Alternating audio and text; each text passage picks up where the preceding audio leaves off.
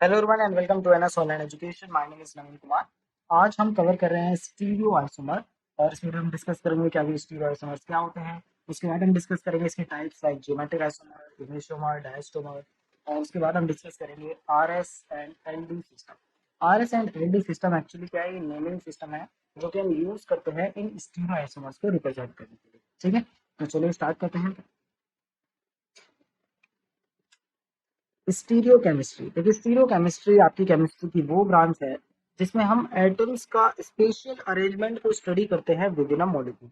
यानी कि एटम्स आपके कहाँ पर किस पोजीशन पर प्रेजेंट है मॉलिक्यूल के अंदर, कौन सा एटम किस दूसरे एटम के साथ जो है वो बॉन्डेड है, इनके बीच का एंगल क्या है, इन सबको हम स्टडी करेंगे स्टीरियो केमिस्ट्री का। ठीक है, नाउ जैसे कि आप लोगों को पता है कि किसी मॉलिक्यूल में एटम्स की पोजीशन को रिप्रेजेंट करने के लिए हम डिफरेंट मॉडल यूज करते हैं। ठीक है, तो जैसे कि आप इस इमेज में देख सकते हैं, सबसे पहले तो आपको बता दूं ये किस मॉलिक्यूल का स्ट्रक्चर है। तो ये मॉलिक्यूल है आपका एलेनिन। ठीक है, एलेनिन क्या है, एलेनिन आपका एक अमाइनो एसिड है। अमाइनो एसिड, अमाइनो एसिड आपके वो बायोमोलिक्यूल्स होते हैं जिसमें इस कार्बन से आपका एक अमाइनो ग्रुप अटैच होगा, फिर आपका यहाँ पर एक कार्बोक्सिलिक एसिड ग्रुप होगा। अब क्योंकि यहाँ पे अमाइनो है और कार्बोक्सिलिक एसिड ग्रुप है इसलिए इसको बोलते हैं अमाइनो एसिड। ठीक है, इसके अलावा यहाँ पर जो थर्ड बॉन्ड है वहाँ पे आपका हाइड्रोजन, और ये जो आपका फोर्थ बॉन्ड है यहाँ पर ये आपकी क्या है, ये इस अमाइनो एसिड की साइड चेन। ठीक है, क्या बोलते हैं इसे, ये आपके अमाइनो एसिड की साइड चेन है। और इस साइड चेन में यहाँ पर कौन सा ग्रुप अटैच होगा उसी के ऊपर डिपेंड करेगा ये कौन सा अमाइनो एसिड है। तो अगर यहाँ पे सिंपली एक हाइड्रोजन होता तो हम इसे ग्लाइसिन बोलते, बट क्योंकि यहाँ पर एक मिथाइल ग्रुप अटैच है CH3। ठीक है, 3 हाइड्रोजन एक कार्बन, तो मिथाइल ग्रुप है। तो जहाँ पर मिथाइल ग्रुप होता है अगर साइड चेन में अमाइनो एसिड की, तो उसको क्या है वो है आपका alanine amino acid. I hope it is clear. Okay, now ये जो आप स्ट्रक्चर देख रहे हैं, ठीक है, केमिकल मॉलिक्यूल का जो रिप्रेजेंटेशन आप यहाँ पे देख रहे हैं इसे हम बोलते हैं पर्सपेक्टिव ड्राइंग। पर्सपेक्टिव ड्राइंग में हम बॉन्ड्स को रिप्रेजेंट करते हैं लाइंस के थ्रू। ठीक है, तो जैसे कि आप इस मॉलिक्यूल के अंदर यहाँ पर क्लियरली देख सकते हैं, तो ये जो आपकी सिंपल लाइंस है ये आपके बता रहे हैं कि ये वो बॉन्ड्स हैं जो कि प्लेन के अंदर लाई कर रहे हैं। प्लेन क्या है, देखिए अगर आप कंसिडर करें ये कि यहाँ पे एक शीट है, पेपर, शीट ऑफ पेपर। ठीक है, और इस शीट में अगर हम एक केमिकल मॉलिक्यूल को ड्रॉ करें, लेट्स से मीथेन, यानी कि CH4, जो कि हम पहले भी डिस्कस कर चुके हैं, ये टेट्राहेड्रल स्ट्रक्चर फॉर्म करता है। तो टेट्राहेड्रल स्ट्रक्चर में जितने भी आपके एंगल होते हैं वो क्या होते हैं, 109.5 डिग्री के होते हैं। ठीक है, बॉन्ड्स के बीच का एंगल। तो यहाँ पे हम सेंटर में ड्रॉ करेंगे कार्बन। ओके, नाउ इस कार्बन से 4 हाइड्रोजन यहाँ पे बॉन्ड बनाएंगे। ठीक है, एक होगा यहाँ पर ऊपर की तरफ और एक आ जाएगा। तो ये जो दो बॉन्ड्स मैंने बनाए हैं ये वो बॉन्ड्स हैं जो कि इस शीट ऑफ पेपर पर ही लाई कर रहे हैं, यानी कि इसी प्लेन के अंदर लाई कर रहे हैं। क्लियर, तो ये नॉर्मल हमने सिंपल लाइन यहाँ पर ड्रॉ कर दी। बट कुछ बॉन्ड्स, क्योंकि इन सबके बीच का एंगल कितना है, इन सबके बीच का एंगल 109.5 डिग्री है, तो कुछ बॉन्ड्स जो है, जो अब दो हाइड्रोजन बॉन्ड रह गए हैं उसमें से एक हाइड्रोजन बॉन्ड इस शीट के पीछे बनेगा और एक हाइड्रोजन बॉन्ड इस शीट के ऊपर बनेगा। ठीक है, तो अगर हम पीछे वाले बॉन्ड को रिप्रेजेंट करना चाहें तो उसके लिए हम क्या यूज करते हैं, उसके लिए हम डैश लाइन यूज करते हैं इस तरीके की। तो ये जो डैश लाइन है इसका मीनिंग ये होता है कि जो ये जो बॉन्ड है वो इस शीट ऑफ पेपर के पीछे बन रहा है, बैक साइड बन रहा है। ठीक है, और अगर हम एक सॉलिड लाइन यूज करें इस तरीके की, इसको सॉलिड वेज लाइन बोलते हैं। तो इस टाइप की जो लाइन है इसका मीनिंग ये है कि जहां पर ये जो हाइड्रोजन है ये इस शीट ऑफ पेपर के ऊपर है, यानी कि हाँ जो ऑब्जर्वर है, यानी कि जो हम यहाँ से हम देख रहे हैं तो ये हमारी तरफ आएगा बॉन्ड इस पेपर से। ठीक है, तो ये आप इसे कह सकते हैं इस पेपर के फ्रंट साइड में है, और ये जो बॉन्ड है ये क्या है, बैक साइड में ड्रॉ हो रहा है आपके शीट ऑफ पेपर पे, और ये जो ब्लैक लाइंस है वो इस शीट के ऊपर ही लाई कर रहे हैं। क्लियर हो गया, तो ये इन सबके बीच में एंगल क्या है, 109.5 डिग्री। आप कोई भी एंगल देखेंगे तो वो 109.5 डिग्री, और इस शेप को हम क्या बोलते हैं, टेट्राहेड्रल। ठीक है, तो टेट्राहेड्रल शेप मैं पहले ही आपको ड्रॉ करके दिखा चुका हूँ। ठीक है, तो इनके बीच में जो भी एंगल यहाँ पे है वो सब 109.5 डिग्री पे। I hope it is clear. Okay, तो यहाँ पर अगर आप इस तरीके से बॉन्ड्स को रिप्रेजेंट करते हैं जिसमें आप ये शो कर सकें कि आपके प्लेन के अंदर कौन से बॉन्ड्स लाई कर रहे हैं, आउटसाइड प्लेन कौन से बॉन्ड लाई कर रहे हैं, इसमें फ्रंट साइड के कौन से हैं, बैक साइड के कौन से हैं, तो इस टाइप के रिप्रेजेंटेशन को पर्सपेक्टिव ड्राइंग हम बोलते हैं, जहाँ पर आप देख सकते हैं ये बॉन्ड्स बता रहे हैं कि अमोनिया और ये जो हाइड्रोजन है वो पेड़ से क्या है ऊपर की तरफ है, ठीक है। और ये जो डैश लाइन है वो रिप्रेजेंट कर रहा है कि जो मिथाइल ग्रुप है और ये जो कार्बोक्सिलिक एसिड ग्रुप है ये आपके ये जो शीट है या जिस प्लेन में हमने इसको ड्रॉ किया है उसके पीछे की साइड है, बैक साइड है, ठीक है। सो इस टाइप पे को बोलते हैं perspective draw. The next type है आपका बॉल एंड स्टिक मॉडल।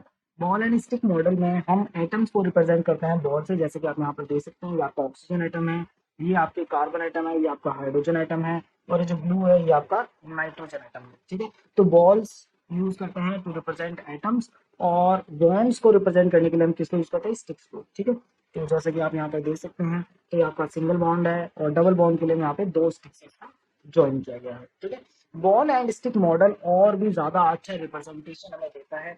इससे हमें क्लियरली एंगल का पता चल जाता है कि कौन सा आइटम जो है वो किस एंगल पर है किस दूसरे आइटम से, ठीक है। जैसे कि आप इसे देख सकते हैं ये एक्चुअली क्या है 3D व्यू में हम मॉलिक्यूल को क्लियरली देख सकते हैं, जो कि एंगल का आइडिया यहाँ पे हमें नहीं मिल रहा था। हमें सिर्फ ये पता चल रहा था कि कौन बैक साइड है कौन फ्रंट साइड है, बट यहाँ पर एक क्लियर पिक्चर हमें यहाँ पे देखने के लिए मिल जा रही है कि किनके बीच का एंगल कितना है, क्या लेंथ है उनके बीच में, उस टाइप से एक प्रॉपर मॉडल हमें यहाँ पे देखने के लिए मिल रहा है मॉलिक्यूल का। तो ये काफी ज्यादा इन्फॉर्मेशन हमें यहाँ से मिलती है। इसके अलावा एक और मॉडल है जो कि आप यहाँ पर देख सकते हैं स्क्रीन पे, ये आपका space filling model. Space filling model में हम क्या करते हैं, यहाँ पर हम एटम का रेडियस के अकॉर्डिंग जो है उसको ड्रॉ करेंगे मॉडल को, ठीक है। और एक्चुअली यहाँ पे जो रेडियस यूज किया गया है वो क्या है, वंडर वॉल रेडियस, ठीक है। तो वंडर वॉल रेडियस क्या होता है, ये आपको पता है नॉर्मल रेडियस से ज्यादा होता है, ठीक है। और क्योंकि नॉर्मल रेडियस से ज्यादा होता है इसलिए आप देख सकते हैं कि जो नाइट्रोजन आइटम और जो हाइड्रोजन आइटम है ये एक दूसरे से थोड़ा मर्ज हो रहे हैं, ऐसा इसलिए क्योंकि जो इनका रिलेटिव वंडर वॉल रेडियस है उसकी वजह से ये क्या है एक दूसरे के काफी क्लोज है, वंडर वॉल रेडियस से डिस्टेंस इनका कम है, ठीक है। तो क्योंकि हमने तो स्पेस फिलिंग मॉडल में जो साइज आइटम था वो उसके wonder wall relative wonder wall radius को चूज किया है, ठीक है। इसीलिए यहाँ पर क्योंकि इनका वंडरवाल रेडियस ज्यादा है तो वो एक दूसरे से मर्ज कर जाएंगे आइटम्स, ठीक है। एक्चुअली में वंडरवाल रेडियस लेने का मीनिंग यहाँ पर ये है कि कोई भी जो मॉलिक्यूल है वो किसी दूसरे मॉलिक्यूल से तब इंटरेक्ट करेगा जब वो इस रेडियस के अंदर आएगा, यानी कि इस वंडरवाल जो रीजन है उसके अंदर आएगा तो वो एक दूसरे से इंटरेक्ट कर पाएंगे, ठीक है। अगर उनके ऊपर चार्ज नहीं है तो अदरवाइज क्या है इलेक्ट्रोस्टैटिक फोर्सेस यहाँ पर आ जाएंगे जब हम चार्ज की बात करते हैं, ठीक है।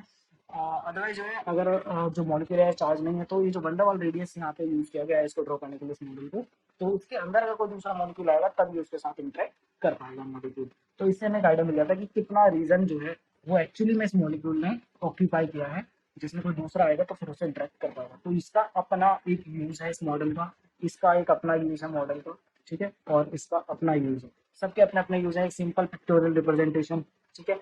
ये एक्चुअल में हमें देखने के में हेल्प करता है कि एक्चुअली में मॉलिक्यूल क्या बॉन्ड और एंगल क्या है। यहाँ पर आप बॉन्ड और एंगल नहीं बता सकते, लेंथ वगैरह की बॉन्ड की लेंथ कितनी है एंगल क्या है उनके बीच का, ये आप यहाँ पे नहीं बता सकते। एक सिंपल एक मॉडल है स्पेस फिलिंग मॉडल, ये बताएगा कि कितना स्पेस ऑक्यूपाई करेगा ये molecule, clear.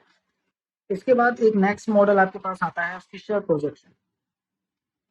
Fisher projection, Fischer projection अभी ग्लूकोज वगैरह या जो भी आप देखेंगे ज्यादातर हम इसी को यूज करते हैं, ठीक है, रिप्रेजेंट करने के लिए मॉलिक्यूल के स्ट्रक्चर को। तो फॉर एग्जांपल अगर हम इसको ड्रॉ करें यहाँ पर फिशर प्रोजेक्शन में, तो फिशर प्रोजेक्शन में जैसे यहाँ पे हम डिफरेंट लाइंस यूज कर रहे थे, यहाँ पर सिर्फ हम horizontal and vertical line use करते हैं। तो जैसे हमने यहाँ पे ये दो हॉरिजॉन्टल लाइन ड्रॉ करी, यहाँ पर आपका हाइड्रोजन और ये आपका अमोनिया। तो यहाँ पर ये जो हॉरिजॉन्टल लाइंस हमने ड्रॉ करी हैं ये हॉरिजॉन्टल लाइंस, ये जो हॉरिजॉन्टल लाइंस हैं ये एक्चुअली रिप्रेजेंट कर रही हैं वो बॉन्ड्स जो कि फ्रंट साइड में बन रहे हैं, ठीक है।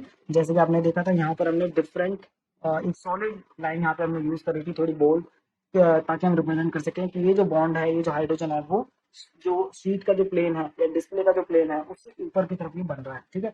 तो इसकी जगह पर यहाँ पर हमने क्या है नॉर्मली एक हॉरिजॉन्टल लाइन का यूज किया है इस चीज को रिप्रेजेंट करने के लिए।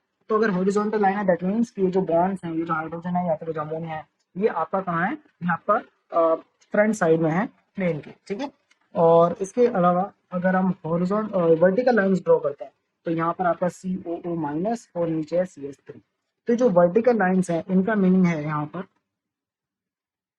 वर्टिकल लाइंस का मीनिंग है कि आपके बैक साइड बन रहा है, किस साइड बन रहा है, बैक साइड, ठीक है। जैसे कि यहाँ पर आप देख सकते हैं, यहाँ पे इन्होंने डैश लाइन यूज करी थी, डैश लाइन की जगह पे यहाँ पे फिशर प्रोजेक्शन में क्या यूज किया जाता है, वर्टिकल लाइन यूज किया जाता है। तो ज्यादातर आपने देखा होगा बुक्स में आपको इस तरीके का रिप्रेजेंटेशन देखने के लिए मिलेगा, ये वहाँ पर शो नहीं करते। ठीक है, सॉलिड और डैश मतलब अलग अलग क्राइटेरिया है कहाँ पर किसको यूज करना, बट नॉर्मली आपको ये देखने के लिए मिलेगा। और इसीलिए आप इनकी पोजीशन को इंटरचेंज मत करिएगा। अगर आप इनकी पोजीशन को इंटरचेंज करेंगे तो इससे क्या होगा कि ये CO माइनस कैसे आ जाएगा, ये आपका वर्टिकल लाइन शो करेगा। वर्टिकल लाइन आने पर इसका मतलब हो जाएगा कि आपका फ्रंट साइड में, जबकि बैक साइड। इसलिए इसको इंटरचेंज मत करिएगा। जब भी अमाइनो एसिड का स्ट्रक्चर बनाने के लिए बोला जाए तो आपको ये ही ड्रॉ करना है। ठीक है, क्योंकि फीचर प्रोजेक्शन में जैसा मैंने आपको बताया कि जो आपकी हॉरिजॉन्टल लाइन है वो फ्रंट साइड को रिप्रेजेंट कर रही है, और जो वर्टिकल लाइन है आपकी बैक साइड को रिप्रेजेंट कर रही है। I hope it is clear. Okay, तो ये डिफरेंट मॉडल्स हैं जिसके थ्रू हम मॉलिक्यूल को रिप्रेजेंट कर सकते हैं, और ये हमें डिफरेंट डिफरेंट इंफॉर्मेशन बताते हैं। कोई भी मॉडल जो है ऐसा नहीं है कोई बेकार है अच्छा है, ये इनके यूज के ऊपर है कि कहाँ पर हमें क्या इंफॉर्मेशन चाहिए। ठीक है, तो स्टीरियो आइसोमर्स अब क्या होते हैं, अब इसमें समझते हैं। तो स्टीरियो आइसोमर्स आपके ऐसे केमिकल कंपाउंड्स या मॉलिक्यूल्स होते हैं, ठीक है, वो मॉलिक्यूल्स जिनका केमिकल फॉर्मूला भी सेम होता है और इनके केमिकल बॉन्ड्स भी सेम होते हैं। बस क्या डिफरेंस होता है, उनमें डिफरेंस होता है उनकी कन्फिग्रेशन का। ठीक है, अब कन्फिग्रेशन क्या होती है, कन्फिग्रेशन होता है आपका fixed spatial arrangement of atom, यानी कि एटम्स आपके कहाँ पर अरेंज हैं उस मॉलिक्यूल के अंदर। ठीक है, वो क्या है, उसकी उस मॉलिक्यूल की कन्फिग्रेशन है। ठीक है, कि कौन सा ग्रुप कहाँ पर, जैसे यहाँ पर इस मॉलिक्यूल में अमाइनो ग्रुप यहाँ पर है, ये आपका कार्बोक्सिलिक ग्रुप यहाँ पर है, यहाँ पर हाइड्रोजन है, यहाँ पर ये आपका मिथाइल ग्रुप है। तो ये इस अमाइनो एसिड की क्या है, कॉन्फ़िगरेशन है कि ये जो अमोनिया है ये आपका फ्रंट साइड में है, हाइड्रोजन भी फ्रंट साइड में है प्लेन के, ये आपका बैक साइड है। ठीक है, और ये भी आपका बैक साइड है। तो ये क्या है, इस अमाइनो एसिड की कॉन्फ़िगरेशन है। ठीक है, तो fix special arrangement of atom जो है किसी मॉलिक्यूल का, उसको हम उसकी कॉन्फ़िगरेशन बोलते हैं। तो ऐसे मॉलिक्यूल्स जिनकी केमिकल फॉर्मूला भी सेम हो, केमिकल बॉन्ड्स भी सेम हो, बस क्या डिफरेंट है, उनकी कॉन्फ़िगरेशन डिफरेंट है, ऐसे मॉलिक्यूल्स को हम स्टीरियो आइसोमर्स बोलते हैं। इसके लिए हम इस एग्जांपल का हेल्प लेंगे। ठीक है, ये एग्जांपल है maleic acid and fumaric acid का। ठीक है, तो इस एग्जांपल में आप क्लियरली देख सकते हैं कि ये जो दोनों मॉलिक्यूल्स हैं इनका केमिकल फॉर्मूला और केमिकल बॉन्ड सेम है। कैसे, देखिए यहाँ पर आप देख सकते हैं, यहाँ पर दो आपके क्या है, कार्बोक्सिलिक एसिडिक ग्रुप है। ठीक है, तो आप यहाँ पर भी देख सकते हैं, यहाँ पे भी दो एसिडिक ग्रुप है। यहाँ पर आप देख सकते हैं दो हाइड्रोजन है, यहाँ पर भी दो हाइड्रोजन है, यहाँ पर दो कार्बन है, यहाँ पर भी दो कार्बन है। ठीक है, तो ये तो हुआ आपका कि केमिकल फॉर्मूला सेम है, क्योंकि जितने कार्बन आइटम्स वहाँ है उतने वहाँ पर है, जितने हाइड्रोजन यहाँ पर मेलिक एसिड में उतने फ्यूमिक एसिड होते हैं। इसके अलावा यहाँ पर बॉन्ड्स भी सेम है, आप देख सकते हैं यहाँ पर ये डबल बॉन्ड है, यहाँ पर भी डबल बॉन्ड है। ठीक है, इसके अलावा यहाँ पर सिंगल सिंगल बॉन्ड है, तो वहां पर भी। तो आप देख सकते हैं जिन ग्रुप्स के साथ उन्हें सिंगल बनाया है तो वो सब कुछ सेम है, बॉन्ड्स वगैरह जो फॉर्म हुए हैं दोनों मॉलिक्यूल में सेम है। बस डिफरेंस क्या है, डिफरेंस सिर्फ इतना ही है कि यहाँ पर ये जो आपके दो कार्बोक्सिलिक एसिड ग्रुप है वो आपके सेम साइड है, और यहाँ पर ये जो दो कार्बोक्सिलिक एसिड ग्रुप है ये अपोजिट साइड है। ठीक है, बस इतना ही डिफरेंस है, और इसी वजह से आप देख सकते हैं इनका स्ट्रक्चर क्या है, वो डिफरेंट है। कॉन्फ़िगरेशन आप बोल सकते हैं कि इनकी जो कॉन्फ़िगरेशन है वो क्या है, डिफरेंट है, और इसीलिए इनकी जो केमिकल प्रॉपर्टीज है वो भी थोड़ी सी क्या है, डिफरेंट है। ठीक है, ऑल्दो फॉर्मूला सेम, बॉन्ड वगैरह सब कुछ सेम, बट क्योंकि इनका कॉन्फ़िगरेशन डिफरेंट है मॉलिक्यूल्स की, इसकी वजह से इनकी केमिकल या फिजिकल प्रॉपर्टीज थोड़ी सी अल्टर हो रही है। ठीक है, और इसी वजह से क्या है, दो डिफरेंट मॉलिक्यूल्स हमने इनको कंसिडर किया। एक को हम बोल रहे हैं मैलिक एसिड और दूसरे को हम क्या बोल रहे हैं, फ्यूमेरिक एसिड। आई होप अब आपको समझ में आ गया कि स्टीरियो आइसोमर्स क्या होते हैं। ऐसे मॉलिक्यूल जिनका केमिकल फॉर्मूला सेम होता है बट उनकी कॉन्फ़िगरेशन डिफरेंट होती है, ऐसे मॉलिक्यूल्स को हम स्टीरियो आइसोमर्स बोलते हैं। ठीक है, तो अब हम डिस्कस करते हैं कि आखिर वो कौन सी कॉन्फ़िगरेशन है जिसकी वजह से स्टीरियो आइसोमर्स फॉर्म होते हैं। ठीक है, तो कॉन्फ़िगरेशन में आपकी क्या है, फर्स्ट है आपका डबल बॉन्ड। अगर डबल बॉन्ड प्रेजेंट है, ठीक है, तो उस केस में उस मॉलिक्यूल के स्टीरियो आइसोमर्स होंगे। ठीक है, और उसके साथ क्या है, इसके अलावा एक नेक्स्ट आपका कायरल सेंटर, या तो उसमें डबल बॉन्ड हो या फिर उसमें कायरल सेंटर हो, तो उन दोनों ही केस में स्टीरियो आइसोमर्स पॉसिबल है। जैसे कि इस केस में आप देख सकते हैं, इस केस में आप देखेंगे तो यहाँ पर क्या है, डबल बॉन्ड प्रेजेंट है। तो डबल बॉन्ड प्रेजेंट होने से क्या है कि ये जो मॉलिक्यूल है डबल बॉन्ड, ये क्या करता है, ये करता है यहाँ पर रिस्ट्रिक्ट रोटेशन। तो हम पहले भी डिस्कस कर चुके हैं कि सिंगल बॉन्ड के अराउंड रोटेशन बहुत इजी होता है, इसीलिए जो अगर हम बात करें फॉर एग्जांपल ये होता है CH3 एंड एच, ठीक है, और यहाँ पर भी लेट्स से ये CH3 और ये दो हाइड्रोजन। तो इस ये जो आपका मॉलिक्यूल मैंने यहाँ पे ड्रॉ किया है, क्योंकि यहाँ पे बीच में सिंगल बॉन्ड है तो ये यहाँ पर इजीली रोटेशन अलाउड है, और रोटेशन अलाउड है इसीलिए जो मिथाइल ग्रुप है वो भी रोटेट कर सकते हैं। रोटेट मतलब इनकी पोजीशन चेंज हो सकती है, ठीक है। और सर यहाँ पे हाइड्रोजन और इसको नीचे दिया था CH, ठीक है। तो आपने देखा कि यहाँ पर क्या हुआ है, क्योंकि यहाँ पे रोटेशन अलाउड है तो ये अपोजिट साइड पहुंच गए, पहले ये सेम साइड पर थे। बट इसका मतलब ये नहीं कि कॉन्फ़िगरेशन डिफरेंट है, क्योंकि यहाँ पर कॉन्फ़िगरेशन नहीं आएगा, क्योंकि यहाँ पे आपका ना ही डबल बॉन्ड है ना ही पैरेलल सेंटर है, ठीक है। तो जिसकी वजह से ये कॉन्फ़िगरेशन के अंदर नहीं आएगा, ये आपका अभी हम आगे इसको डिस्कस करेंगे, ठीक है। और इसीलिए यहाँ पे इसके स्टीरियो आइसोमर्स पॉसिबल नहीं है, क्योंकि इसकी कॉन्फ़िगरेशन है। क्यों? क्योंकि ये तो रोटेट हो जाएगा, ये ऐसा नहीं है फिक्स्ड है, ये आपके रोटेट होता रहेगा। अगर ये दोबारा से रोटेट होगा तो ये वापस यहाँ पे आ जाएगा, इसी कॉन्फ़िगरेशन में आ जाएगा, ठीक है। तो इसीलिए सिंगल बॉन्ड से नहीं होगा, सिंगल बॉन्ड फ्री रोटेशन को अलाउड करता है, ठीक है। बट ये जो डबल बॉन्ड है ये रिस्ट्रिक्ट करता है रोटेशन को। जैसे मैं आपको बताया था कि अगर आपके हाथ में दो स्टिक हैं और अगर आप इन्हें रोटेट करने की कोशिश करें तो ये आप इन्हें रोटेट नहीं कर पाएंगे। बट अगर आपके पास एक सिंगल स्टिक है और आप इन्हें दोनों हाथों से रोटेट करेंगे तो आप उसको इजिली रोटेट कर पाएंगे। बट अगर सिमिलरली अगर आपके पास 3 स्टिक्स हैं और आप उनको रोटेट करने की कोशिश करें तो आप उन्हें रोटेट नहीं कर पाएंगे। यानी कि जैसे नंबर ऑफ स्टिक्स इंक्रीज होंगी रोटेशन रिस्ट्रिक्ट होता चला जाएगा, आप उन्हें अपने हैंड से इजीली रोटेट नहीं कर पाएंगे। बट सिंगल स्टिक को आप इजीली रोटेट कर पा रहे थे, ठीक है। तो for the same reason double bond आने से जो रोटेशन है वो रिस्ट्रिक्ट होता है, और इसीलिए ये जो है वो इंटर कन्वर्टेबल नहीं है, ठीक है। इंटर कन्वर्टेबल क्यों नहीं है? क्योंकि डबल बॉन्ड रेस्ट्रिक्ट कर रहा है इनके रोटेशन को, और रोटेशन क्योंकि नहीं हो सकता इसीलिए ये जो ग्रुप है वो अब यहाँ पर आमने सामने ही रहेंगे, और ये जो ग्रुप्स है वो यहाँ पर अपोजिट साइड में ही रहेंगे। ये कभी भी एक दूसरे के सामने नहीं आ पाएंगे जब तक कि ये बॉन्ड ब्रेक ना किए जाए, ठीक है। ठीक है, दो बॉन्ड्स को ब्रेक करके आप इस ग्रुप को यहाँ पर ला सकते हैं, बट उसके लिए बॉन्ड ब्रेक करना पड़ेगा। बट विदाउट बॉन्ड ब्रेक किए ये जो है मतलब ये कन्फिग्रेशन दूसरे कन्फिग्रेशन में कन्वर्ट नहीं हो पाएगी। बट जैसा मैंने यहाँ पे बताया, यहाँ पे सिंगल बॉन्ड था और सिंगल बॉन्ड में रोटेशन फ्रीली अलाउड है, जैसे कि आप पेन को रोटेट कर सकते हैं अपने हाथों में, ठीक है। तो क्योंकि इसको रोटेट किया जा सकता है, सिमिलरली ये भी रोटेट हो सकता है, और इसलिए ये जो है ये इंटर कन्वर्टेबल है। नेक्स्ट है आपका कायरल सेंटर। तो अगर किसी मॉलिक्यूल के अंदर कायरल सेंटर प्रेजेंट है तो उसके भी स्टीरियोआइसोमर्स पॉसिबल हैं। अभी कायरल सेंटर क्या होता है? कायरल सेंटर वो कार्बन होता है जिससे 4 डिफरेंट ग्रुप अटैच हो, जैसे कि यहाँ पर आपका ये हाइड्रोजन हो गया, ये मिथाइल हो गया, ये कोई एक्स ग्रुप हो गया, और उसके अलावा एक लार्ज ग्रुप भी हो गया। तो क्योंकि इस कार्बन से 4 डिफरेंट ग्रुप अटैच्ड हैं, इसीलिए ये जो कार्बन है इसको बोलते हैं कायरल कार्बन। क्या बोलते हैं? कायरल कार्बन, ठीक है। और जिस कार्बन से वो डिफरेंट ग्रुप अटैच होंगे उसके भी स्टीरियो आइसोमर्स पॉसिबल होंगे। बट ऐसे कार्बन जिनसे 4 डिफरेंट ग्रुप अटैच ना हो, ठीक है, कोई भी दो सेम ग्रुप प्रेजेंट हो, फॉर एग्जांपल हम बात कर लें CH3 इस टाइप का मॉलिक्यूल। तो ये जो मॉलिक्यूल आप देख सकते हैं यहाँ पर दो हाइड्रोजन अटैच है इस कार्बन से, हाइड्रोजन हाइड्रोजन तो सेम हो गई, तो ये डिफरेंट नहीं है ग्रुप, तो इसलिए ये जो कार्बन है ये कायरल सेंटर नहीं है। सिमिलरली ये भी कायरल सेंटर नहीं है क्योंकि इससे सिमिलर दो हाइड्रोजन अटैच है। इस कार्बन से देखेंगे तो इस कार्बन से तो 3 हाइड्रोजन अटैच है, तो इसीलिए क्या है ये कायरल सेंटर नहीं है, और इसलिए इसके स्टीरियो आइसोमर्स पॉसिबल नहीं है। क्लियर?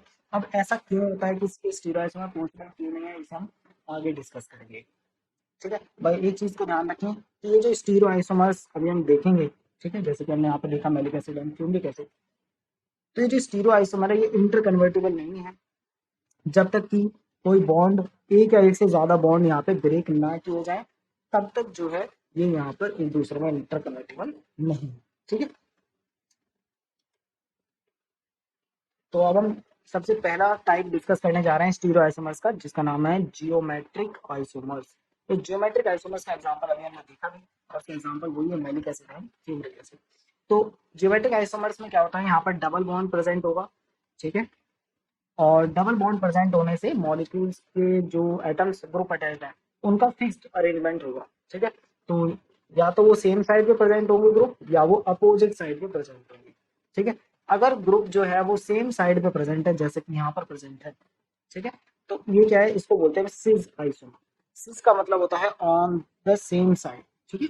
सेम साइड पे प्रेजेंट है तो वो सिस आइसोमर है, और अगर अपोजिट साइड पे प्रेजेंट है तो वो क्या है, ट्रांस आइसोमर, ठीक है। ट्रांस मीन्स अक्रॉस, तो जैसे कि आप यहाँ पर देख सकते हैं ये क्या है, अपोजिट साइड में प्रेजेंट है।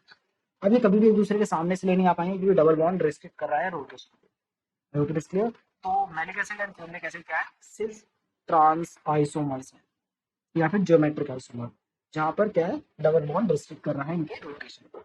आई होप ये आपको क्लियर हो गया होगा। देन एक और एग्जांपल है यहाँ पर किसका, रेटिना का। तो हमारी आईज में आपको पता है रेटिना, रेटिना में रोड्स हैं और रोड्स में क्या है, रोड्स में आपका रेटिनल। ठीक है। अब ये क्या है, ये लाइट सेंसिंग मॉलिक्यूल्स है। तो ये लाइट को सेंस करने से इनकी जो कॉन्फ़िगरेशन है वो चेंज हो जाती है। ठीक है। तो वो कैसे चेंज हो रही है, तो वो क्या है, एक आइसोमर से दूसरे आइसोमर में कन्वर्ट हो जाएंगे लाइट को एब्जॉर्ब करने के बाद। ठीक है। तो जैसे कि आप यहाँ पर देख सकते हैं कि यहाँ पर क्या है, ये जो है आपके 11 एंड 12 कार्बन जो है। ठीक है। तो 11 12 कार्बन पे क्या है, यहाँ पर डबल बॉन्ड, जैसे कि आप यहाँ पर देख सकते हैं ये डबल बॉन्ड है। तो डबल बॉन्ड होने की वजह से आप देख सकते हैं ये आपका CH3 यहाँ पर इधर आ रहा है। ठीक है। और ये आपका 10 कार्बन यहाँ पर आ रहा है। ठीक है। तो अभी इसको हमने सिस आइसोमर किया, बट जैसे ही लाइट को एब्जॉर्ब करेगा तो इससे क्या होगा, जैसे लाइट को एब्जॉर्ब किया इसमें देखो आप, ये जो CH3 ग्रुप है और ये जो 10th कार्बन है ये कहाँ चले गए, अपोजिट साइड चले गए। या फिर आप सॉरी इस CH3 को मत देखिए, आप इस कार्बन को देखिए जो आपका 13th कार्बन। ठीक है। तो 13th कार्बन और 10th कार्बन अब कहाँ चले गए हैं, अपोजिट साइड चले गए हैं। पहले जाते पहले 10th और जो 13th कार्बन है वो सेम साइड पर थे। ठीक है। तो सबसे पहले क्योंकि ये सेम साइड पर थे तो इसलिए उसको बोला गया सिस, और क्योंकि अभी अपोजिट साइड चले गए 10th और 13th कार्बन तो इसलिए इसको क्या बोला गया है, ट्रांस। ठीक है। तो 11 सिस रेटिनल और ये क्या है, ऑल ट्रांस इसमें बोला गया है क्योंकि जितने भी आप देखेंगे अब इसमें कार्बन वो सब क्या है, ट्रांस कॉन्फ़िगरेशन में ही है।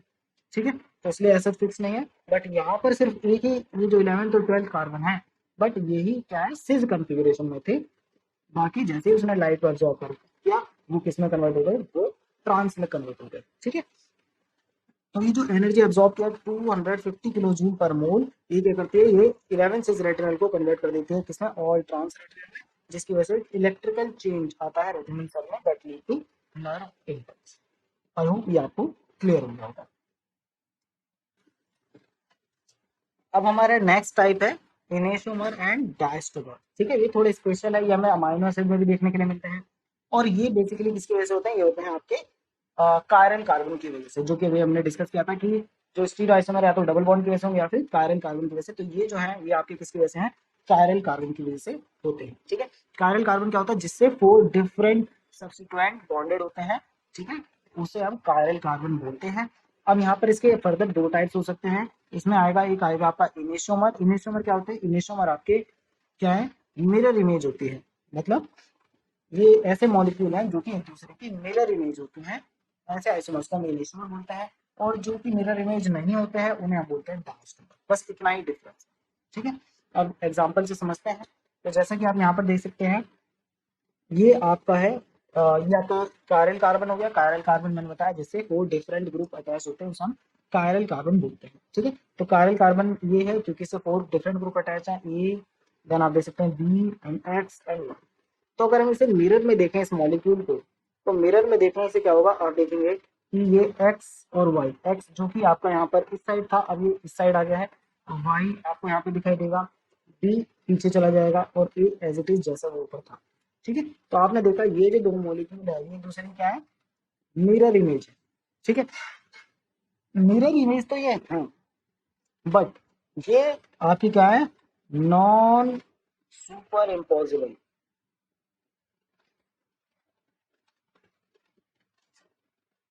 ठीक है। मिरर इमेज ये है बट ये नॉन सुपर इम्पोजिबल है। नॉन सुपर इम्पोजिबल का मीनिंग ये होता है कि आप इन दोनों जो ये जो आपकी जो इमेज हमने यहाँ पे ड्रॉ की है इन्हें मर्ज नहीं करा सकते। ठीक है। क्योंकि अगर ये मर्ज हो जाएंगे तो ये सेम मॉलिक्यूल होगा, बट क्योंकि ये मर्ज नहीं हो सकती हैं इसलिए क्या है, ये दो डिफरेंट मॉलिक्यूल है। ठीक है। तो आप देख सकते हैं क्योंकि एक्स यहाँ है और वाई यहाँ पर है। ठीक है। और बी अब आपका यहाँ पर चला गया, पहले यहाँ पर वाई और बी साथ में और एक्स यहाँ। ठीक है। तो अब ये क्या है, क्योंकि non super imposable mirror image mirror figure. ठीक है। तो ऐसे आइसोमर्स को हम क्या बोलते हैं, इसे हम बोलते हैं इनिशोमर्स। ठीक है। तो क्योंकि एक्चुअली क्या है कि डिफरेंट ग्रुप्स आने की वजह से, क्या आने की वजह से, डिफरेंट ग्रुप आने की वजह से भी रोटेशन रिस्ट्रिक्ट होता है।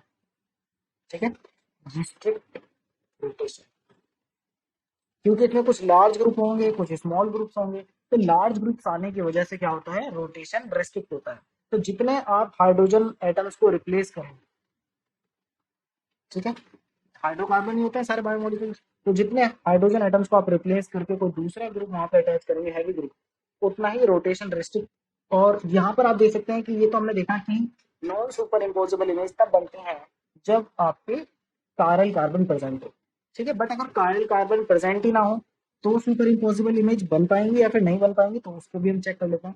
तो आप देखिए ये है आपका ए कायरल मॉलिक्यूल, ए कायरल मतलब जिसमें कायरल कार्बन ना हो, ठीक है। तो अब आप देख सकते हैं यहाँ पर क्या है, इन्होंने दो बॉन्ड पर सेम जो है ग्रुप यूज किया है, एक्स एंड एक्स, बाकी यहाँ पर दो बॉन्ड पे डिफरेंट ग्रुप है।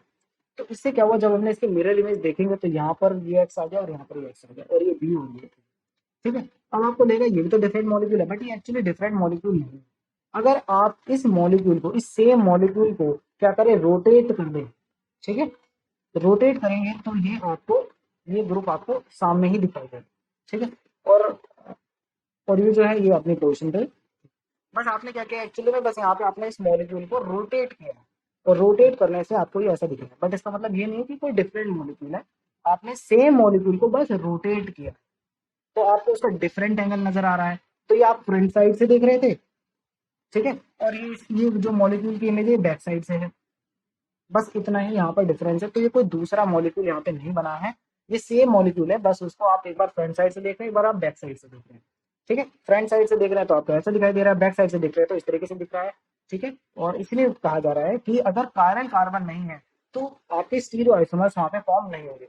तो स्टीरियो आइसोमर्स होने के लिए या तो डबल बॉन्ड हो या फिर आपका कायरल कार्बन प्रेजेंट हो, ठीक है। तो ये क्या है, ये ए कायरल मॉलिक्यूल है, ना ही डबल बॉन्ड है, और दूसरा ये ए कायरल है, तो ए कायरल होने की वजह से क्या है, यहाँ पर आपका स्टीरियो आइसोमर्स फॉर्म नहीं होंगे, क्योंकि इसकी जो मिरर इमेज है वो कुछ नहीं है, वो बस आप क्या है, उस मॉलिक्यूल को रोटेट कीजिए तो उसकी बैक साइड आपको दिख जाएगी, ठीक है, वही इसकी मिरर इमेज है, ठीक है। तो इसके लिए हमें कुछ, हमने मॉलिक्यूल में बदलाव नहीं किया, सिंपल उस मॉलिक्यूल को रोटेट किया। अब मॉलिक्यूल तो खुद ही रोटेट होते रहते हैं, बट यहाँ पर क्या है, इस केस में आप देख सकते हैं यहाँ पे रोटेट नहीं किया गया है, ठीक है। ये फ्रंट साइड और बैक साइड यहाँ पर नहीं है, क्यों, क्योंकि यहाँ पे फोर डिफरेंट ग्रुप अटैच्ड है, और फोर डिफरेंट ग्रुप अटैच होने की वजह से क्या है, नॉन सुपर इम्पोजिबल इमेज यहाँ पे बन रही है।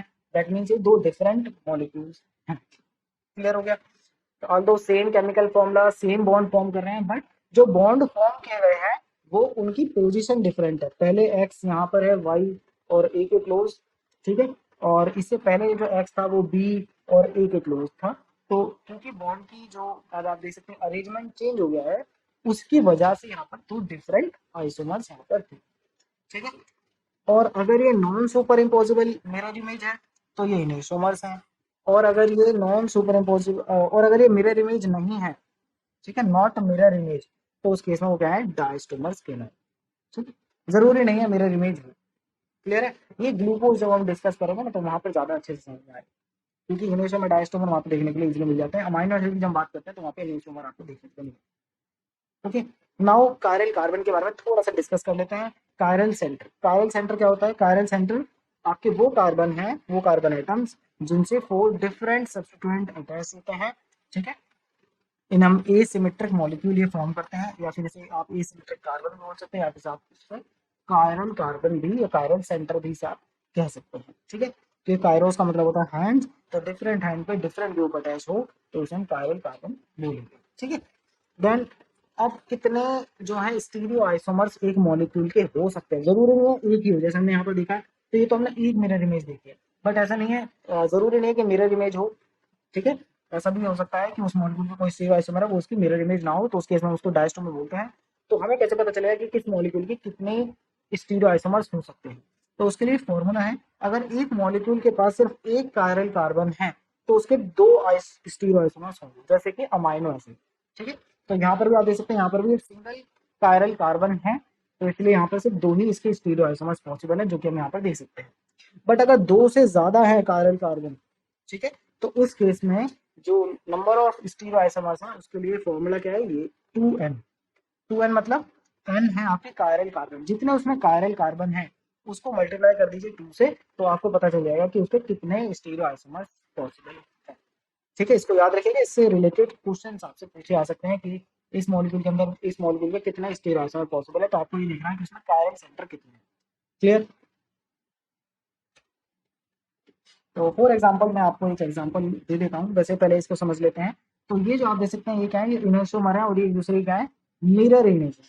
ठीक है, तो यहाँ पर एक्स और वाई, ये आपका अमोनिया और आपके हाइड्रोजन, ठीक है, और एक ये, ठीक है। अब अगर आप इन दोनों को सुपर इम्पोज कराएंगे तो ये सुपर इम्पोज नहीं हो पाएंगे। क्यों नहीं हो पाएंगे, आप ध्यान से समझिएगा। मैंने इन्हें नॉन सुपर इम्पोजिबल इमेज क्यों बोला है, वो इस इमेज से काफी क्लियर हो जाएगा। ये ग्रुप अगर आप देखें तो ये ग्रुप की पोजीशन अभी भी वही है जो पहले थी। तो दैट मीन्स ये जो मिथाइल ग्रुप है ये तो सुपर इम्पोज हो जाएगा। सुपर इम्पोज मतलब जब मैं इन दो इमेज को एक दूसरे के ऊपर ओवरलैप करके देखूंगा तो ये जो है ये एक दूसरे में मर्ज हो जाएंगे। सिमिलरली ये जो ग्रुप है ये भी क्या है, ये मर्ज हो जाएगा। ठीक है, ये ग्रुप भी क्या है, मर्ज हो जाएगा क्योंकि इसकी पोजीशन भी होगी। बट ये जो आपने देखा, ये जो एक्स और ये जो वाई है, अब इनकी पोजीशन चेंज हो गई है। अब आप इनको अगर मर्ज कराएंगे तो ये जो एक्स पहले यहाँ पर था अब वो इसके यहाँ पर है, तो ये मर्ज नहीं हो पाएगा, इससे एक्स एक्स के ऊपर नहीं आ पाएगा। इसलिए इनको बोला जाता है non super impossible mirror image. Although ये एक दूसरे की मिरर इमेज है बट ये सुपर इम्पॉसिबल नहीं है। तो अब मैं आप लोगों को बताऊंगा कि ऐसा मॉलिक्यूल जिसमें दो कार्बन प्रेजेंट हो, और इसके लिए एक अच्छा एग्जांपल हो सकता है आपका आइसोल्यूसिन। आइसोल्यूसिन भी आपका क्या है, एक अमाइनो एसिड है और इसमें दो कायरल कार्बन प्रेजेंट होते हैं। इसका स्ट्रक्चर ड्रॉ कर लेते हैं, COO माइनस, देन कार्बन, ये आपका हाइड्रोजन, ये आपका NH3 प्लस, ओके। और इसके नीचे आपका यहाँ पर आएगा C, ये आपका हाइड्रोजन, ये आपका CH3, और नीचे की तरफ आपका CH2 एंड CH3। ठीक है, तो आप इस मॉलिक्यूल में देख सकते हैं यहाँ पर आपके कितने कारिल कार्बन है। यहाँ पर आपके दो कारिल कार्बन, कैसे देखिए, ये कारिल कार्बन नहीं हो सकता, ठीक है, बट ये कारिल कार्बन है। तो इस कारिल कार्बन क्यों है, क्योंकि यहाँ पर 4 डिफरेंट ग्रुप अटैच हैं। तो एक कारिल सिंपल आपका ये गया, तो ये आपका फर्स्ट, ठीक है। और इसके लिए जो दूसरा है ये इसका फोर्थ ग्रुप अटैच है, ठीक है। देन दूसरा कारिल सेंटर देखिए, ये जो कार्बन है ये आपका सेकंड कारिल सेंटर है। क्यों, यहाँ पर देखिए ये हाइड्रोजन अटैच है, फिर यहाँ पर ये मिथाइल ग्रुप अटैच्ड है, फिर यहाँ पर ये क्या है, यहाँ पर आपका इथाइल ग्रुप अटैच्ड है, और फिर आपका ये यहाँ पर ये अटैच्ड है। तो आप देख सकते हैं 4 बॉन्ड्स पर 4 डिफरेंट ग्रुप अटैच्ड है, इसलिए ये क्या है, ये आपका सेकंड कायरल कार्बन। अब क्योंकि यहाँ पर दो कायरल कार्बन है, इसलिए जब हम इसके स्टीरियो आइसोमर्स की बात करेंगे तो इसके कितने स्टीरियो आइसोमर्स होंगे, तो इसके हो जाएंगे 2 × 2 = 2, तो इसके टोटल 4 स्टीरियो आइसोमर्स होंगे, ठीक है। जबकि बाकी जो नॉर्मल अमीनो एसिड है जिनके पास एक ही काइरल कार्बन है या फिर काइरल सेंटर है, उनके सिर्फ दो ही स्टीरियो आइसोमर्स पॉसिबल है, ठीक है।